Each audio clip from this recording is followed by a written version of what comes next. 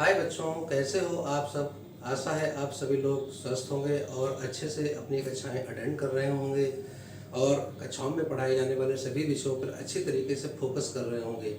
यह YouTube channel हम लाए हैं गणित विषय के लिए। इसमें आपको चाहे सीबीएसई बोर्ड हो, चाहे यूपी बोर्ड हो या अन्य राज्य बोर्ड हो, उन सभी की गणित की किताबों में पढ़ाए जाने वाले पाठ्यक्रम को हम कवर करेंगे।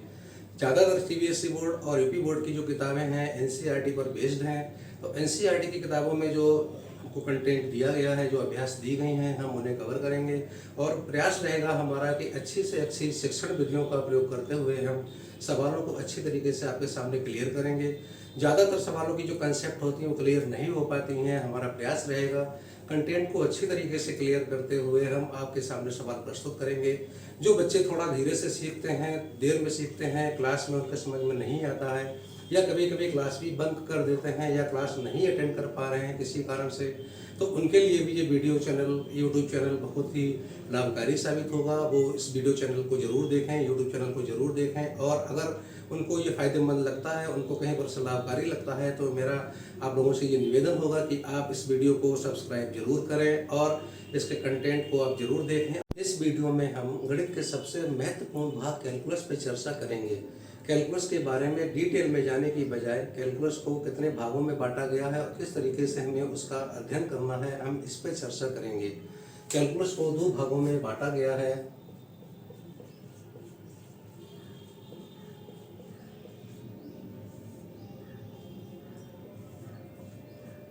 कैलकुलस के दो पार्ट हैं। पहला पार्ट होता है अवकलन और दूसरा पार्ट होता है समाकलन।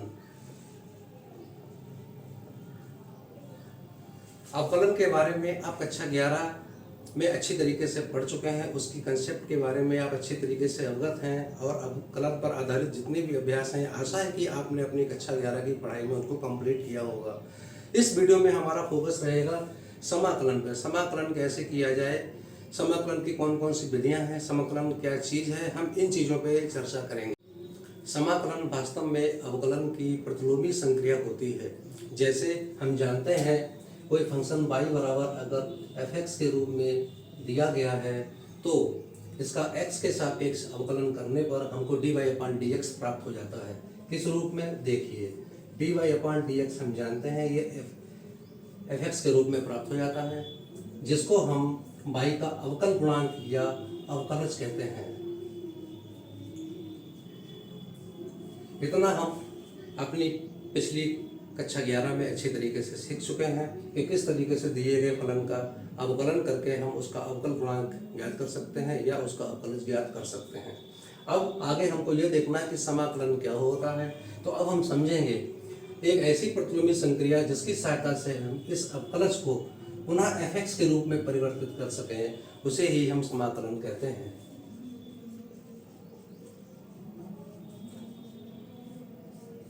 इसका मतलब यह हुआ कि समाकलन एक ऐसी संक्रिया है जिसकी सहायता से हम दिए गए अवकलज को पुनः पूर्व फंक्शन में परिवर्तित या पूर्व फलन में परिवर्तित कर सकें। इस पूर्व फंक्शन को यानी कि हम कैपिटल fx को पूर्वक कहते हैं। इस तरीके से समाकलन वास्तव में अवकलज की सहायता से उसके पूर्वक को प्राप्त करने की संक्रिया कहलाती है। यानी हम समझ सकते हैं कि अगर कोई फंक्शन fx के रूप में दिया गया है तो अवकलन एक ऐसी संक्रिया है जिसकी सहायता से हम उसका अवकलज प्राप्त कर सकते हैं। ये जो क्रिया है ये अवकलन कहलाती है और इसकी सहायता से प्राप्त जो फंक्शन होता है इसको हम अवकलज कहते हैं। अर्थात कैपिटल fx फंक्शन अगर को दे रखा है तो अवकलन की सहायता से यानी कि ddx की सहायता से dy/dx की सहायता से हम उसका अवकलज प्राप्त कर लेते हैं। और समाकलन एक ऐसी संक्रिया है जिसकी सहायता से दिए गए अवकलज को दोबारा हम फंक्शन के रूप में परिवर्तित कर सकते हैं। ये क्रिया समाकलन कहलाती है और इसके लिए एक स्पेशल चिन्ह का इस्तेमाल किया जाता है जिसको हम साइन ऑफ इंटीग्रेशन या समाकलन चिन्ह कहते हैं। ये समाकलन चिन्ह है।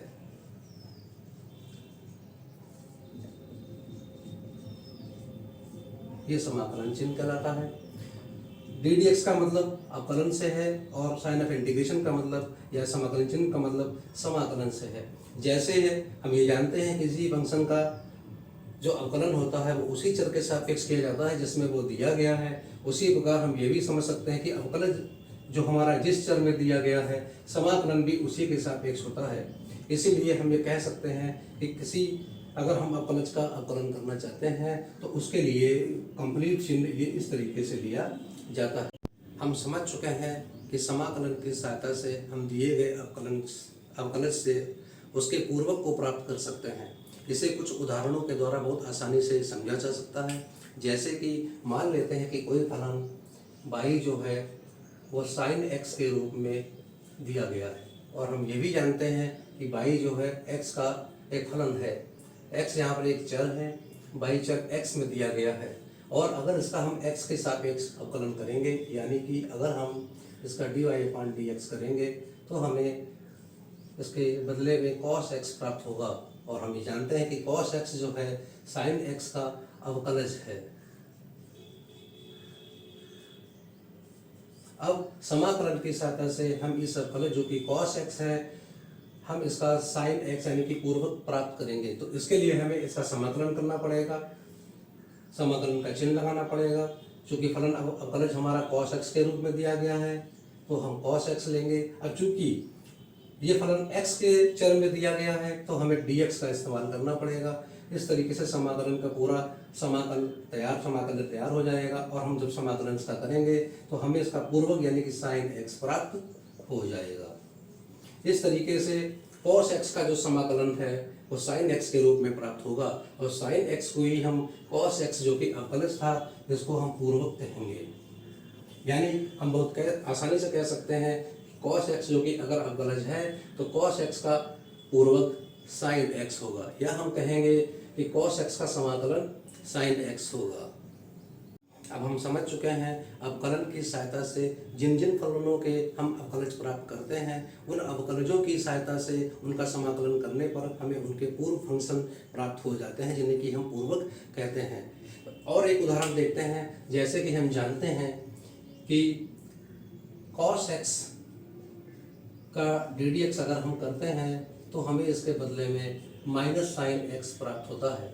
हम समझ सकते हैं कि sin x जो है माइनस sin x जो है cos x का एक अवकलज है। अब अगर हम इस अवकलज माइनस sin x को लेते हैं तो समाकलन की संक्रिया की सहायता से वापस इसका पूर्वक cos x प्राप्त किया जा सकता है। लिखने का तरीका पीछे की तरह ही होगा। साइन ऑफ इंटीग्रेशन हमको लगाना है, अवकलज लेना है माइनस का sin x और चूंकि ये चर x में है तो हमें साथ में dx लेना है और इसके बदले में हमको क्या प्राप्त हो जाएगा, इस sin x का जो कि अवकलज है तो इसका पूर्वक हमको क्या प्राप्त हो जाएगा, cos x के रूप में प्राप्त हो जाएगा। इसी प्रकार और बहुत से उदाहरण हो सकते हैं जिनको हम बहुत आसानी से समझ सकते हैं। छोटे छोटे उदाहरण को हम पहले देखते हैं। जैसे कि एक चीज़ हम और आपको बताते हैं। मान लेते हैं कि हमको log x दे रखा है, log mod x दे रखा है। इसका अगर हम ddx करते हैं तो हम जानते हैं अवकलज के रूप में हमको 1/x प्राप्त होता है। और अब हम समझ चुके हैं समाकलन के बारे में। तो 1/x चूंकि अवकलज है तो अगर हम 1/x का समाकलन करेंगे तो हमें इसके बदले में आंसर के रूप में, उत्तर के रूप में log mod x प्राप्त हो जाएगा। तो कैसे होगा, साइन ऑफ इंटीग्रेशन लगाएंगे। जो अवकलज 1/x है इसको हम 1/x लिखेंगे। चूंकि ये चर x में है तो हम dx लिखेंगे और इसके बदले में इसका पूर्वक हमको क्या प्राप्त हो जाएगा, log mod x प्राप्त हो जाएगा। इस तरीके से एक फार्मूला हमारे पास हो गया sign of integration 1/x dx बराबर log mod x हो गया। या हम कह सकते हैं कि 1/x का समाकलन log mod x होता है। सिंपली इसको हम लोग log x कहते हैं। हम समझ चुके हैं कि समाकलन की सहायता से हम दिए गए अवकलज का पूर्वक प्राप्त करते हैं। क्या ये बात पूरी तरीके से सही है या इसमें कुछ कमी है? चलो विचार करते हैं। मान लीजिए हमारे पास दे रखा है कोई फलन sin x + 5 के रूप में और हम इसका ddx करते हैं यानी कि अवकलन करते हैं और हम जानते हैं अवकलन के द्वारा हमें इसके बदले में cos x प्राप्त हो जाएगा। या मान लेते हैं हमको दे रखा है sin x + 3 कोई फंक्शन दे रखा है और इसका अगर हम ddx करते हैं तो भी हम जानते हैं अवकलन की सहायता से जो इसका अवकलज है वो cos x ही प्राप्त होगा। और अब हम ये भी जानते हैं कि समाकलन की सहायता से इन cos x के हमको पूर्वक प्राप्त हो सकते हैं। ऐसे साइन ऑफ इंटीग्रेशन लेंगे, cos x लेंगे और dx लेंगे, क्योंकि चर x के रूप में दिया गया और हम जानते हैं हमें इसकी सहायता से पूर्वक प्राप्त हो जाएगा जो कि होगा sin x। लेकिन यहाँ पे समस्या है। समस्या क्या है? पहला जो फलन था वो sin x प्लस 5 था, जिसका अवकलज cos x था।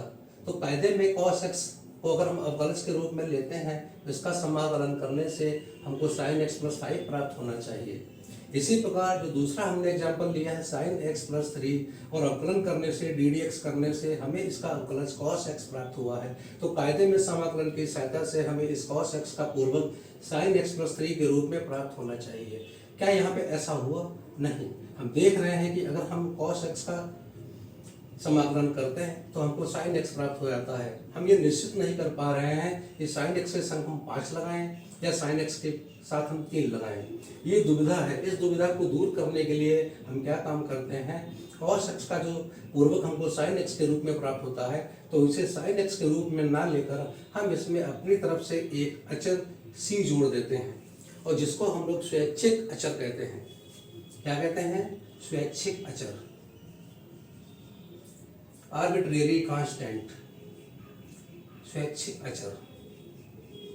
तो यहाँ पर c जो है वो स्वैच्छिक अचर है जिसको हम इंटीग्रेशन कांस्टेंट कहते हैं और ये अपनी इच्छा के द्वारा लिया जा सकता है जब तक कि कोई कंडीशन ना दे रखी हो। ये चीज अब हम चूंकि जान चुके हैं c का मान स्वैच्छिक है, हमने अपनी इच्छा से लिया है, समाकलन अचर है, ये c का कोई भी मान लिया जा सकता है। चूंकि c डिफिनिट नहीं है यानी कि ये अनिश्चित है, चूंकि c का मान अनिश्चित है इसलिए हम कह सकते हैं कि cos x का जो हमको समाकलन प्राप्त हुआ है sin x के रूप में वो भी अनिश्चित है। इसीलिए ये जो प्रक्रिया हमने सीखी है समाकलन के रूप में हम इसको अनिश्चित समाकलन कहते हैं। जो कुछ भी अभी हमने पीछे सीखा है वास्तव में वो अनिश्चित समाकलन है, इनडिफिनिट इंटीग्रेशन है। इसलिए जो भी सवाल हमको समाकलन के दिए जाएंगे तो हमारा प्रयास रहना चाहिए कि हम उत्तर में लास्ट में सी जरूर लगाएं। लेकिन अगर आप सी नहीं लगाएंगे कोई बात नहीं है, लेकिन कोशिश करेंगे कि जो भी आंसर हमको मिलेंगे पूर्व के रूप में उसमें हम सी अवश्य लगाएं। इस तरीके से हम समाकलन को सीख चुके हैं। अब जितने भी हमारे पास मानक अवकलन मौजूद हैं, मानक अवकलज मौजूद हैं, उनके हम मानक समाकलन प्राप्त करेंगे या हम देखेंगे कि वो कैसे हमको प्राप्त होंगे। चलिए एक और उदाहरण के द्वारा इसको हम समझते हैं।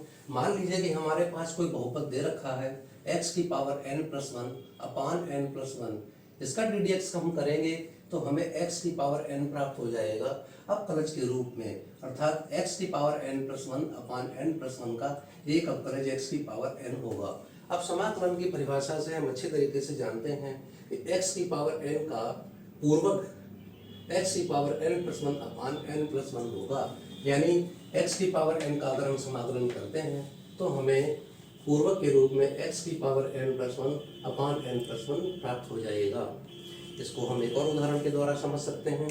माना कि हमारे पास कोई फंक्शन दे रखा है x की पावर 5 और हम इसका ddx करते हैं तो हमको बदले में मिल जाता है 5x की पावर 4। और हम जानते हैं कि 5x की पावर 4 जो है वो x की पावर 5 का एक अवकलज है। सीधी सी बात है, समाकलन की सहायता से हम 5x की पावर 4 का समाकलन करेंगे और पूर्वक के रूप में हमको x की पावर 5 प्राप्त हो जाएगा। जैसे 5x की पावर 4 का अगर हम समाकलन करते हैं तो हमें इसका पूर्वक प्राप्त हो जाएगा x की पावर 5 प्लस c। लेकिन हमेशा हमको अवकलज के रूप में कोई फंक्शन नहीं दिया गया होगा, इसलिए हमको समाकलन करने में दिक्कत होगी। मान लेते हैं कोई और फंक्शन हमको दे रखा है x की पावर 7 dx, क्योंकि ये एक समाकल है तो इसका हम कैसे समाकलन करेंगे ये हमें देखना है और ये बहुत आसान है। ऊपर जो फार्मूला एक्सप्लेन किया गया है इसमें बताया गया है x की पावर n का जो समाकलन dx के रूप में करेंगे तो उसका आंसर आएगा x की पावर n प्लस 1 अपान n प्लस 1 प्लस c। और ये बहुत आसान है, x की जो भी पावर हो उसमें हमको एक जोड़ देना है और जो भी पावर के रूप में योग हमको प्राप्त होता है उसी से हमको भाग कर देना है, प्लस c लगा देना है।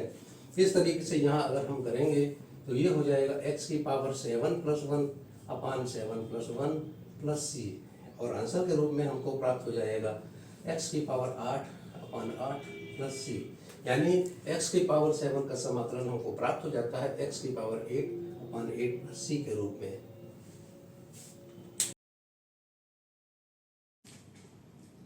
अभी जो उदाहरण समझाए हैं, आशा है उनकी सहायता से आप समाकलन की संक्रिया को अच्छी तरीके से समझ चुके होंगे।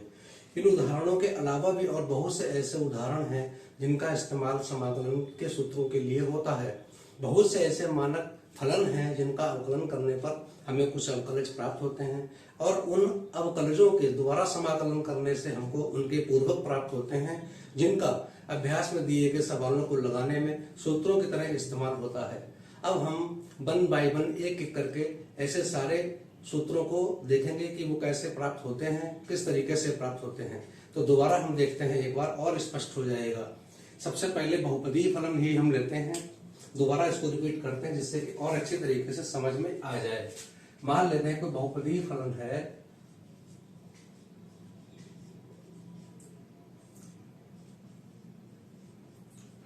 बहुपदीय फलन, और हम जानते हैं ये किस तरीके से होता है।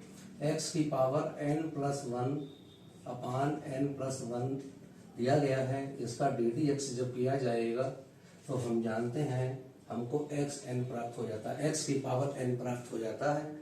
और दिस इम्प्लाइज दैट कि अगर हम x की पावर n का समाकलन करेंगे तो हमको बदले में x की पावर n+1/n+1 प्लस c के रूप में प्राप्त हो जाता है। दिस इम्प्लाइज दैट का मतलब यह है कि अवकलन के द्वारा प्राप्त फलन से हम समाकलन का सूत्र प्राप्त कर सकते हैं। तो यह समाकलन का सूत्र हो गया एक, x की पावर n का समाकलन dx x की पावर n+1/n+1 प्लस c होगा। अब इसके बाद त्रिकोणमितीय फलनों पर हम आ जाते हैं। ट्रिग्नोमेट्रिकल फंक्शंस हैं, उनमें बहुत सारे ऐसे फलन है जिनके फार्मूले हमको अच्छे तरीके से याद होना चाहिए। पीछे मैं 2 उदाहरण बता भी चुका हूं, आगे देखते हैं या उनको भी एक बार दोबारा देख लेते हैं। त्रिकोणमितीय फलन, त्रिकोणमितीय फलन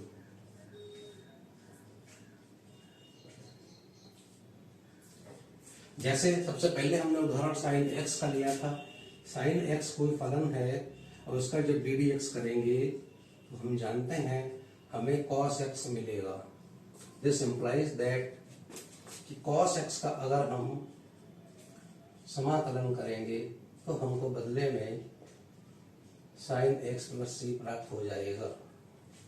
और इसका उल्टा भी है। दूसरा उदाहरण हम एक और त्रिकोणमितीय फलन लेते हैं, जैसे मान लो cos x है और इसका अगर हम ddx करते हैं तो हमको माइनस sin x प्राप्त हो जाता है। दिस इम्प्लाइज दैट कि अगर हम माइनस sin x ले लेंगे, समाकलन कर देंगे इसका, तो हमको इसके बदले में हमको cos x प्लस c प्राप्त हो जाता है। यहाँ पर माइनस sin x हमने ठीक अवकलज की तरह ले लिया है, तो बदले में हमको cos x मिल गया है। हम चाहें तो इसको इस तरीके से भी लिख सकते हैं, sin x dx equals to minus cos x plus c। sin x के पहले लिखे हुए माइनस को हम cos x के साथ शिफ्ट कर सकते हैं, इससे कोई प्रभाव नहीं पड़ेगा। तो ये फार्मूला याद करना हमारे लिए ज्यादा श्रेयस्कर रहेगा। sin x का जो समाकलन है वो माइनस cos x होता है। ऐसे ही एक तीसरा फलन हम देखते हैं जो महत्वपूर्ण है, nx, और इसका अगर हम ddx करते हैं तो हम जानते हैं इसका जो अवकल गुणांक होता है वो sec स्क्वायर x होता है। और दिस इम्प्लाइज दैट कि अगर हम sec स्क्वायर x को अवकलज के रूप में लेंगे तो हमको इसके बदले में समाकलन के रूप में, पूर्वक के रूप में tan x प्राप्त हो जाएगा, tan x प्लस c। इस तरीके से sin x का डिफरेंशियल cos x है और cos x का इंटीग्रल sin x है। cos x का डिफरेंशियल माइनस sin x है, माइनस sin x का integral cos x plus c है। या हम इसको sin x का integral minus cos x plus c भी लिख सकते हैं, माइनस को शिफ्ट करके। tan x का डिफरेंशियल sec स्क्वायर x है और sec स्क्वायर x का integral tan x plus c है। इस तरीके से 3 त्रिकोणमितीय अनुपातों के अवकलन और समाकलन समझ में आ गए होंगे। आगे के 3 अभी और फलन हैं त्रिकोणमितीय फलन, जैसे एक sec x है, cosec x है और cot x है, वो अभी आगे बताते हैं। sec x कोई फलन है और हम जानते हैं इसका ddx जो है वो sec x tan x होता है, और हम जानते हैं समाकलन की परिभाषा से sec x tan x अगर हम लेते हैं अवकलज के तौर पे तो इसका इंटीग्रेशन क्या होगा, sec x tan x dx बराबर ये हो जाएगा sec x प्लस c। इसका मतलब ये हुआ कि sec x tan x dx का इंटीग्रेशन जो है sec x प्लस c होगा। ऐसे ही मान लेते हैं हमारे पास कोई फलन है cosec x और इसका हम ddx करते हैं, तो हम जानते हैं इसके बदले में हमको इसका अवकल गुणांक जो है वो cosec x cot x प्राप्त होता है। और दिस इंप्लाइज दैट इसका अगर हम इंटीग्रेशन करेंगे cosec x cot x dx तो हमें समाकलन के रूप में, पूर्वक के रूप में minus cosec x plus c प्राप्त हो जाएगा, cosec x प्लस c प्राप्त हो जाएगा, यानी कि cosec x cot x का समाकलन minus cosec x plus c होगा। ऐसे ही एक और बचा है, अभी मान लेते हैं हमारे पास कोई फलन cot x दे रखा है, इसका अगर हम ddx करते हैं तो हम जानते हैं इसका अवकल गुणांक जो है माइनस cosec स्क्वायर x प्राप्त होता है। और अगर हम cosec स्क्वायर x को पूर्वक की तरह लेंगे तो cosec स्क्वायर x का समाकलन हमको minus cot x plus c प्राप्त हो जाएगा। इस तरीके से त्रिकोणमितीय फलनों के 6 त्रिकोणमितीय फलन हमारे हैं sin x tan x sin x cos x tan x या sec x cosec x और cot x, उनके समाकलन के फार्मूले इस तरीके से हमको प्राप्त हो जाते हैं। इसके बाद आते हैं प्रतिलोम वृत्तीय फलन। प्रतिलोम वृत्तीय फलन यानी कि इनवर्स फंक्शन, इनको देखते हैं। प्रतिलोम वृत्तीय फलन, इसमें सबसे पहले उदाहरण हम लेते हैं, मान लेते हैं हमको साइन इनवर्स x दे रखा है, इसका ddx हम जब करेंगे तो हम जानते हैं बदले में हमको मिलेगा 1/√1 माइनस एक्स स्क्वायर। अब अगर इस एक्सप्रेशन को हम अवकलज के रूप में लेते हैं और उसका समाकलन करते हैं 1/√1 माइनस एक्स स्क्वायर dx, तो पूर्वक के रूप में हमको साइन इनवर्स x मिलेगा, sine inverse x plus c।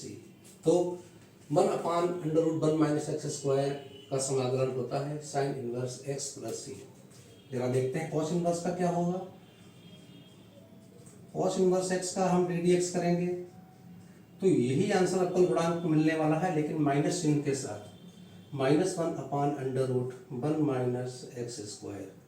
और अगर हम इसका समाकलन करने वाले हैं -1/√1 माइनस एक्स स्क्वायर dx, तो हमको मिलने वाला है cos inverse x plus c, यानी कि -1/√1 माइनस एक्स स्क्वायर का समाकलन cos inverse x plus c होता है। अब यहाँ पर दोनों ही इंप्रेशंस में कितना अंतर है, केवल माइनस का अंतर है। इसका मतलब ये हुआ कि अगर एक ही प्रकार का इंप्रेशन दिया हो तो चिन्ह बदलकर इसका उत्तर साइन इनवर्स x या cos इनवर्स x के रूप में दिया जा सकता है। कहने का मतलब है कि 1/√1 माइनस एक्स स्क्वायर दे रखा है तो उसका integration sine inverse x plus से तो हो ही सकता है, साथ में ही अगर माइनस को हम शिफ्ट कर दें तो इसका answer minus cos inverse x plus c भी हो सकता है। इसी प्रकार अगर -1/√1 माइनस एक्स स्क्वायर dx का समाकलन cos inverse x plus c हो सकता है, तो चिन्ह बदलकर इसका answer minus sine inverse x plus c भी लिखा जा सकता है। इसमें कोई भी त्रुटि नहीं है। माइनस चिन्ह के हिसाब से हम साइन इनवर्स x या cos इनवर्स x जो है इंटीग्रेशन के रूप में लिख सकते हैं।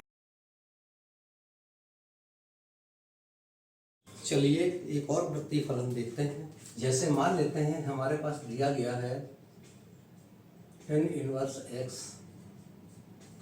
D D x. जब हम इसका करेंगे तो हम जानते हैं हमें इसके बदले में मिलने वाला है 1/1 plus x square. And this implies that अगर हम 1/1 प्लस एक्स स्क्वायर को अगर हम अपलज के रूप में लेंगे तो इसका पूर्वक जो है या समाकलन जो है वो हमको tan inverse x plus c के रूप में मिल जाएगा। ऐसे ही एक और फंक्शन है cot इनवर्स x, इसका जो हम डी डी एक्स करते हैं तो हमको यही इंप्रेशन मिलने वाला होता है -1/1 प्लस एक्स स्क्वायर के रूप में, केवल चिन्ह का फर्क रहता है। और इसका अगर हम समाकलन करेंगे यानी -1/1 प्लस एक्स स्क्वायर के समाकलन करेंगे -1/1 plus x square d x, तो हमको उसके बदले में cot इनवर्स x प्लस सी मिल जाता है। केवल माइनस को अगर हम शिफ्ट कर देते हैं राइट साइड में तो हम जानते हैं ये इसका आंसर हो जाता है 1/1 plus x square d x equals to minus cot inverse x plus c. अब हम देख सकते हैं दोनों ही हमारे एक्सप्रेशंस जो हैं बिल्कुल समान हैं। एक हमको आंसर दे रहा है tan inverse x plus c के रूप में और एक हमको आंसर दे रहा है minus cot inverse x plus c के रूप में। दोनों ही आंसर सही है, कोई चिंता की बात नहीं है इनमें है। अगर 1/1 प्लस एक्स स्क्वायर दे रखा है तो उसका चिन्ह लगाकर हम minus cot inverse x plus c लिख सकते हैं। अगर धनात्मक रूप से लिखना चाहते हैं तो हम tan inverse x plus c लिख सकते हैं, कोई प्रॉब्लम नहीं है। इसी प्रकार से एक और प्रतिफलन है sec इनवर्स x, और इसका जो हम डी डी एक्स करेंगे तो हम जानते हैं हमको मिलता है 1/x under root x square minus 1। और अगर हम इसका समाकलन करेंगे साइन ऑफ इंटीग्रेशन, समाकलन करने के द्वारा x under root x square minus 1 d x जब हम करेंगे तो हमको बदले में इसका पूर्वक sec इनवर्स x प्राप्त हो जाएगा प्लस सी। ऐसे ही एक और है cosec इनवर्स x, इसका डी डी एक्स जब हम करते हैं तो यही एक्सप्रेशन प्राप्त हो जाता है नेगेटिव साइन के साथ -1/x under root x square minus 1। और इसका जो हम दोबारा यानी समाकलन जो हम करेंगे 1/-1/x under root x square minus 1 d x जब हम करेंगे तो हमको क्या मिल जाएगा cosec inverse x plus c. यहाँ पर भी हम देख सकते हैं दोनों ही एक्सप्रेशन बिल्कुल एक जैसे हैं, केवल माइनस चिन्ह का ही प्रयोग किया गया है।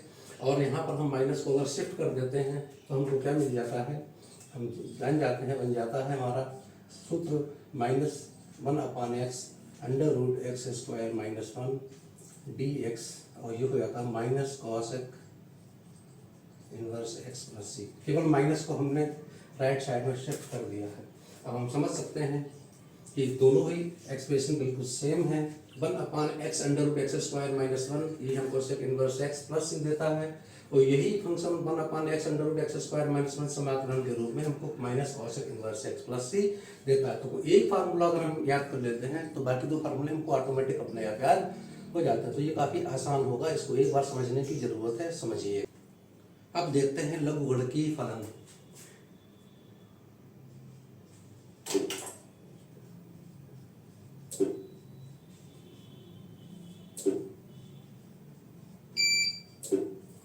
लघुगणकीय फलन जैसे मान लो हमको log x दे रखा है, log mod x दे रखा है, और डी डी एक्स का जब हम करते हैं तो हमें अवकल गुणांक के रूप में 1/x प्राप्त होता है। एंड दिस इम्प्लाइज दैट अगर हम 1/x का इंटीग्रेशन करेंगे तो हमको log mod x प्राप्त हो जाएगा प्लस सी। सिंपल फार्मूला है 1/x का इंटीग्रेशन जो है log mod x प्लस सी होता है। अगर हम अवकलन देखेंगे तो log x का डिफरेंशियल 1/x होता है और 1/x का इंटीग्रल जो है log mod x प्लस सी होता है। तो गुणकीय फलन हो गया। इसके बाद चल घातांकीय फलन।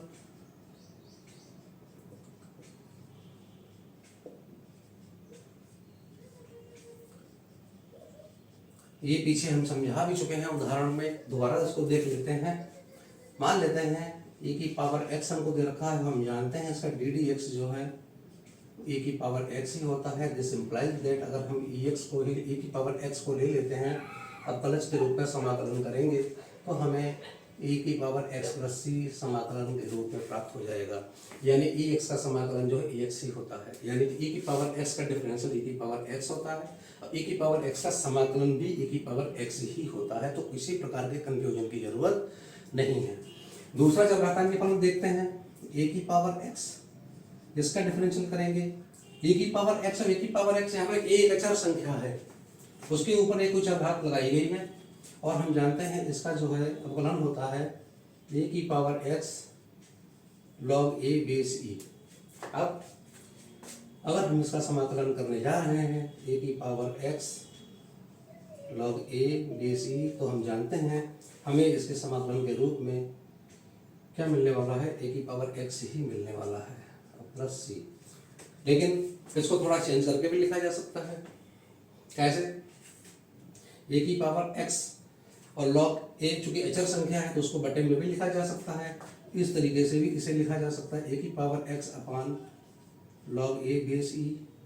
इसका जब हम डी डी एक्स करेंगे तो हमको क्या मिल जाएगा, a की पावर x मिल जाएगा। हमने इसमें कुछ नहीं दिया है, केवल log a चूंकि एक अचर है तो अचर को हम a की पावर x नीचे लिख सकते हैं। इस तरीके से हमारे पास फंक्शन इस रूप में आएगा और जब डी डी एक्स करेंगे तो हमें अवकल गुणांक के रूप में ax ही प्राप्त हो जाएगा। अब इससे हमको फायदा ये होगा कि हम सीधे सीधे a की पावर x का समाकलन भी लिख सकेंगे। a की पावर x dx जो है वो किसके बराबर हो जाएगा, ये हो जाएगा a की power x upon log a base e plus c। तो a की पावर x का जो समाकलन है वो a की power x upon log a होता है। तो वेरी सिंपल। तो इस तरीके के मुझे लगता है कि सभी प्रकार के फलनों के जो समाकलन है मैं समझा चुका हूँ। आपको याद करना होगा, अगर आप नोट्स बना रहे हैं तो अपनी नोटबुक में ये सारे फार्मूले आप नोट कीजिए और इनको याद करने की कोशिश कीजिए। एक साइड में डिफरेंशियल के सारे फार्मूले लिखिए और उनके सामने ही इम्प्लाइज दैट का चिन्ह लगाते हुए आप समाकलन के सूत्र लिखेंगे। तो दोनों ही प्रकार के फार्मूले यानी अवकलन के सूत्र और समाकलन के सूत्र आपको साथ साथ याद हो जाएंगे। अलग अलग इनको याद करेंगे तो निश्चित तौर पर कंफ्यूजन होगा। कोशिश करें अवकलन के साथ ही अपोजिट प्रक्रिया यानी प्रतिलोमी प्रक्रिया के रूप में, संक्रिया के रूप में ही हम समाकलन के सूत्रों को याद करें। अचर फलन का समाकलन करना तो रह ही गया, चलिए इसको भी देखते हैं। अचर फलन का समाकलन कैसे किया जाएगा। अचर फलन, कोई स्केलर क्वांटिटी स्केलर फंक्शन कोई दे रखा है तो उसका समाकलन कैसे होगा, बहुत आसान है। 1dx अगर दे रखा हो तो इसका समाकलन क्या होगा, कैसे हम इसका समाकलन करेंगे, इसको हमें समझना है। बहुपद का जो समाकलन होता है, बहुपदी फलन का जो समाकलन होता है, उसी फार्मूले से हम इस अचर फलन का समाकलन सीखेंगे। कैसे? हम जानते हैं कि x की पावर 0 जो है ये 1 के बराबर होता है। घातांक के नियमों में आपने इसको पढ़ा होगा कि अगर किसी बेस की किसी आधार की अगर घात 0 होती है तो उसकी वैल्यू सदैव 1 के बराबर होती हो। आधार चाहे जो हो, अगर घातांक के रूप में 0 लगा हुआ होगा, घात के ऊपर 0 लगी होगी, घात के रूप में 0 लगी होगी, उसकी वैल्यू 1 के बराबर होगी। ये घातांक का नियम है, आप लोगों को मालूम होगा, ये सीखिए इसको। तो अब 1 की जगह पर हम x की पावर 0 लिख सकते हैं। देखते हैं कैसे। 1 की जगह पर हमने लिख दिया x की पावर 0 dx। अब ये बहुपदी फलन बन गया और बहुपदी फलन का जो फार्मूला है समाकलन करने का, उसकी सहायता से बहुत आसानी से हम इसका समाकलन कर सकते हैं। बहुपदी फलन का जो समाकलन होता है बहुत आसान होता है। पावर में 1 जोड़ देना होता है, चर के ऊपर जो भी पावर होती है, x के ऊपर जो भी पावर होती है उसमें 1 जोड़ देते हैं और पावर के रूप में हमको जो प्राप्त होता है उसी से हम बटे कर देते हैं और प्लस ही लगा देते हैं। तो यहाँ पर हमारे पास x की पावर 0 दे रखी है तो 0 में हम 1 जोड़ देंगे और उतनी ही पावर से जो प्राप्त हुई है हमको योग के रूप में, उसी से हम भाग कर देंगे, प्लस c लगा देंगे। यानी ये हमारा हो जाएगा x अपान 1। अपान में 1 की कोई वैल्यू नहीं है, इसको हम ना लिखें तब भी कोई फर्क नहीं पड़ता। कहने का मतलब खाली x प्लस c हो जाएगा। कहने का मतलब ये है कि 1dx जो है किसके बराबर हो जाता है, x प्लस c के बराबर हो जाता है। ये एक फार्मूला है, इसकी बहुत जगह आवश्यकता पड़ेगी। जहाँ जहाँ समाकलन के सवाल होंगे वहाँ पर इसकी हमको आवश्यकता पड़ सकती है। और ये 1dx बराबर x प्लस c होता है और ये बहुत आसान है। अगर मान लेते हैं एग्जाम्पल के तौर पे आपको दे दिया जाए कि 5dx का मान निकालो। वेरी सिंपल, हम 5 को बाहर लिख लेंगे और 1dx इसको इस तरीके से लिख लेंगे, और 1dx हम जानता ही है x के बराबर होता है, जिसका आंसर वेरी सिंपली हम लोग क्या लिख सकते हैं, 5x + c। इस तरीके से किसी भी अचर फलन का समाकलन ज्ञात किया जा सकता है। सभी प्रकार के फलनों के समाकलन हम लोग सीख चुके हैं कि किस तरीके से उन समाकलनों का, समाकलन के फार्मूलों का प्रयोग कर सकते हैं आने वाले सवालों में। लेकिन याद रखिए कि जरूरी नहीं है कि जो भी अभ्यास का प्रश्न होगा वो सीधे सीधे अवकलज के रूप में दिया गया होगा। रेयर केस में ऐसा हो सकता है, ज़्यादातर सवालों में ऐसा नहीं होगा। हमें जो भी फंक्शन हमको दिए गए होंगे समाकलन में सवाल के रूप में, सवाल दिया गया है, अभ्यास में दिया गया है, उदाहरण के रूप में कोई सवाल, कोई प्रश्न दिया गया है, तो डेफिनेटली वो अवकलज के रूप में नहीं होगा। तब उसका समाकलन कैसे करेंगे? सीधी सी बात है, हमें उस दिए गए सवाल को, उस एक्सप्रेशन को, जो भी हमको व्यंजक दिया गया होगा, जो भी त्रिकोणमितीय फलन या कोई भी फलन दिया गया होगा, हमें उसको इस तरीके से तोड़ना होगा गणितीय संक्रियाओं के द्वारा, तमाम योग या घटाने के द्वारा या भागफल के द्वारा या परिवर्तन के द्वारा, फार्मूला लगा करके किसी भी तरीके से उनको इस तरीके से हमको तोड़ना होगा, लिखना होगा कि वो मानक अवकलजों के रूप में आ जाएं। जब वो मानक अवकलजों के रूप में हमको प्राप्त हो जाएंगे, तब हम समाकलन के सूत्रों की सहायता से उनके मान लिख सकेंगे। ये महत्वपूर्ण है। किसी भी सवाल को लगाने के लिए सवाल होगा तो उसमें जो भी फंक्शन दिया रखा होगा, अगर वो सीधे सीधे उसमें हम समाकलन का फार्मूला लगा सकते हैं, मानक जो सूत्र पीछे हमने समझाए हैं उनको लगा सकते हैं तो बढ़िया ही है, कोई प्रॉब्लम नहीं है। लेकिन ज़्यादातर सवालों में ऐसा नहीं होगा, हमें कुछ ना कुछ करना पड़ेगा। खास तौर से जो त्रिकोणमितीय के सवाल होते हैं उनमें हमें एक त्रिकोणमितीय फलन को दूसरे त्रिकोणमितीय फलन के रूप में बदलना होता है। जब हम बदलेंगे और वो मानक समाकलन के सूत्रों के रूप में हमको एक्सप्रेशन प्राप्त हो जाएंगे, तभी हम समाकलन का फार्मूला लगाकर उनका उत्तर लिख सकेंगे। अब ये तमाम प्रकार के उदाहरण जो आने वाले हैं या अभ्यास के जो प्रश्न हैं वो हम आने वाली वीडियो में आपको विस्तार से समझाएंगे, उनको समझिएगा। अगली वीडियो का इंतजार कीजिए। उस वीडियो में हम ज़्यादा से ज़्यादा सवालों को जो यूपी बोर्ड में आ चुके हैं या NCERT की किताब में दिए गए हैं या उदाहरण के रूप में दिए गए हैं या अन्य बोर्डों में आए हुए हैं, तो मैं उनको एक्सप्लेन करने की कोशिश करूँगा और समझाऊँगा।